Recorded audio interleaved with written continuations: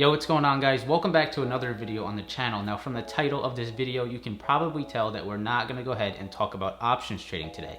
We're talking about something that's a little bit more passive, a little bit less risky, and that is real estate investing. So a little bit over a year ago, I went ahead and purchased my first property that I've ever had, and that's the house that I'm currently living in. It's my primary residence. I don't use it as an investment. But I knew after purchasing this house, I wanted to continue to build a real estate portfolio. When you go out there and you look online and you think about people like Grant Cardone, there's a lot of money to be made in owning real estate, owning that land and renting it out over time. It's passive income and it's really nice to have when you get older and you don't want to work so much. So with that being said, I knew I wanted to continue to build that real estate portfolio, and due to some of the profits that I've been able to take out of the market over the last few months, I went ahead and purchased my second property, which I plan to use strictly as an investment property. So in today's video, I'm gonna break down all the details of the property that I just purchased. I'll show you the price that I paid. I'll show you how much money I put down on the property. I'll show you guys a picture of the property as well. And then we'll talk about what my plans are with that property. Before we jump into the video, I wanna make it clear that this is just the beginning of my journey real estate investing. So all those real estate gurus out there, I apologize if the property is a bad property, if I'm making a bad decision. This is my first property. It's part of a learning lesson. And I wanted to take some of the subscribers on this journey to try to teach you guys what I'm doing, how I got to this point, and hopefully it's something that you can take away and find value from. Before I roll the intro, make sure to go ahead and smash that like button on this video. It'll really help out the video, it'll help out the channel, and it'll help out the YouTube algorithm. Last but not least, the 10,000 subscriber giveaway winner will be announced at the end of this video, so make sure to stay tuned for that as well.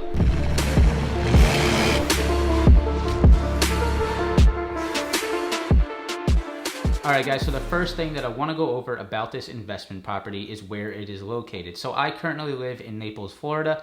That's where this house is, where I'm living in, and it's where the investment property is as well. Now in Naples, Florida, there's really two parts of the area. There's the really expensive houses down by the water, the really expensive condos down by the water, and then there's the areas that are a little bit more inland, which is more focused on small families, some younger people like me, that can afford some cheaper houses around the $300,000 to $500,000 range. The area around Naples, as well as Florida in general, is getting extremely hot for the real estate market. There's a lot of people wanting to move down here. It's an extremely pretty area, and the houses can be reasonable if you get away from the water a little bit.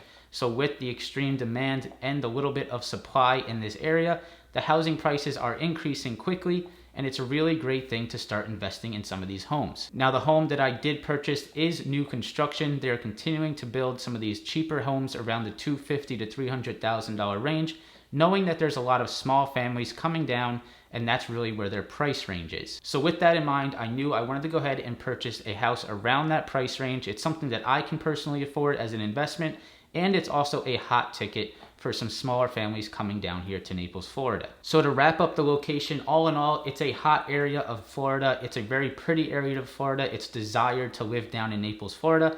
And that's why I think that the area that I purchased this investment property is very good to hold on to and will continue to have value into the future. So the next thing that I think we should go ahead and cover is exactly how much I went ahead and purchased this house for, and some of the financial details into the background of the house purchase. So first off, the house that I went ahead and purchased is $299,000. I'll go ahead and pop a picture of it right here. It's a townhome. It's a side-by-side. You have 2 stories, and you have someone living right next to you that's attached. The entire structure is concrete, so you can't really hear through the walls. It's basically a single-family home on the deed, which is very good because you don't have to get a condo loan, which can sometimes be more difficult for some individuals.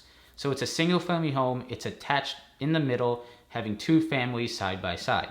Now, I did not purchase both sides. Obviously, I would love to do that. It's a little bit out of my price range for my first house. I just went ahead and purchased one side of that house. Now, before purchasing this house, I thought about a few different ways of doing this. The first way was taking out a home equity line of credit, a HELOC.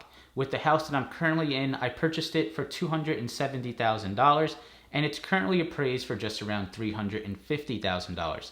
So a really nice $80,000 return in an extremely short amount of time, and I could use that equity that I currently have in my house and put it into this next property. Now, I decided not to do that because I didn't want to take the equity out of this house and pay a loan on that HELOC.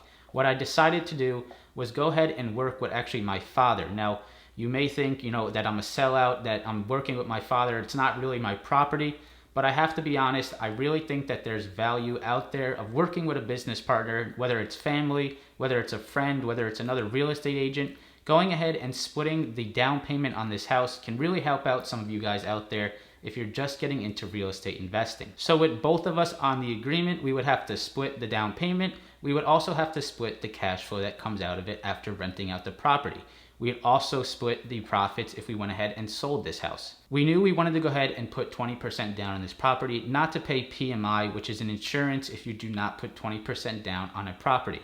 So we both went ahead and put $30,000 down, which is $60,000 in total, which is just about 20% of this $299,000 house. Before purchasing this house, we made sure to go ahead and run the numbers to see what our return on investment would be with putting 20% down on the house. What would the mortgage be? What would the rent be if we went ahead and rented it out? And how much money would we have in positive cash flow?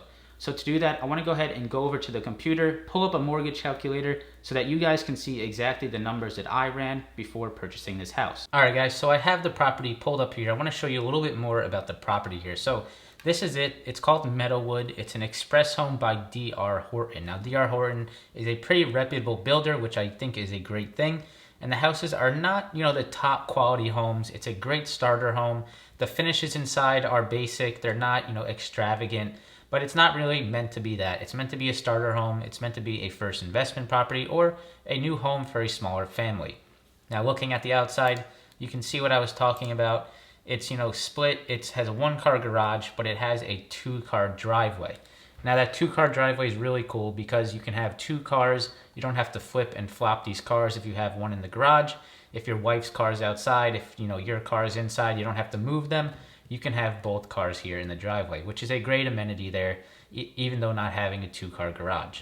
You can see that, here's one front door, here's the other. It's split in half. One person lives on this part and another person lives on this part over here.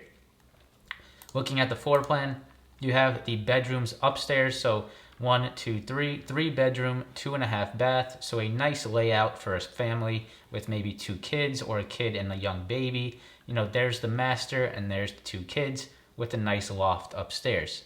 You have the great room downstairs. You have the kitchen, a nice open floor plan. So really nice place. There's a nice starter home. Now looking at this, it's 1,680 square feet. So a really nice size for a home like this. So like I said, we got this for $299,000. You can see that it starts at $287,000. We paid for a nice lot. It's the nicest lot in the community. It's right on the lake. It's on the lake on both sides, which is a pretty hot ticket. After purchasing this house, our real estate agent told us that there was already 8 or 9 people that were requesting for this unit.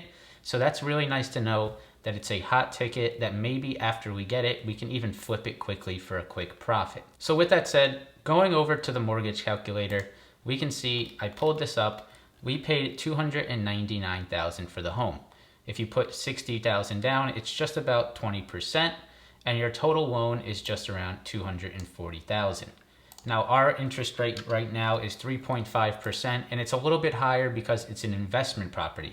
If this was a first-time home buyer, you can probably get the rate a little bit lower, but since it's an investment property, the banks usually have some higher interest rates. So we're not planning right now to buy any points on the mortgage. We can do that to get the rate lower to increase our cash flow, but right now we're just going to leave it as is.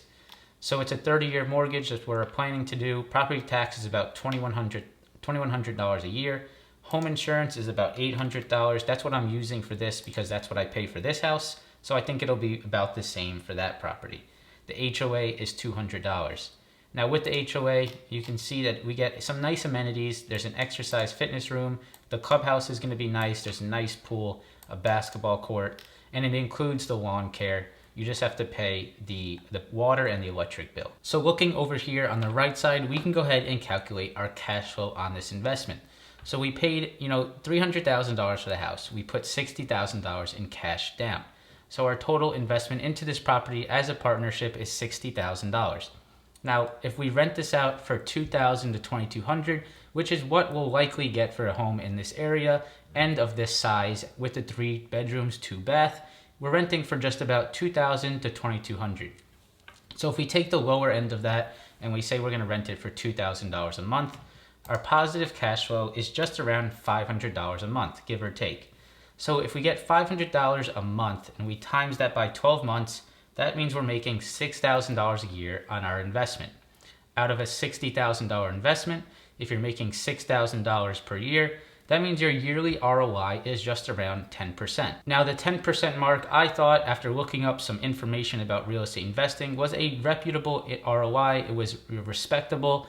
There's obviously, you can make more, you can put more money down, you can get a lower interest rate and try to get that cash flow higher so that your ROI is a little bit higher. But 10% seemed like a pretty good benchmark, and it seemed to me like a good investment. We talk about stocks on this channel quite a bit, and getting a 10% return in your long-term portfolio would be something that you're happy with for a year, right? You'd be happy with a 10% return. It's about more than the market averages per year.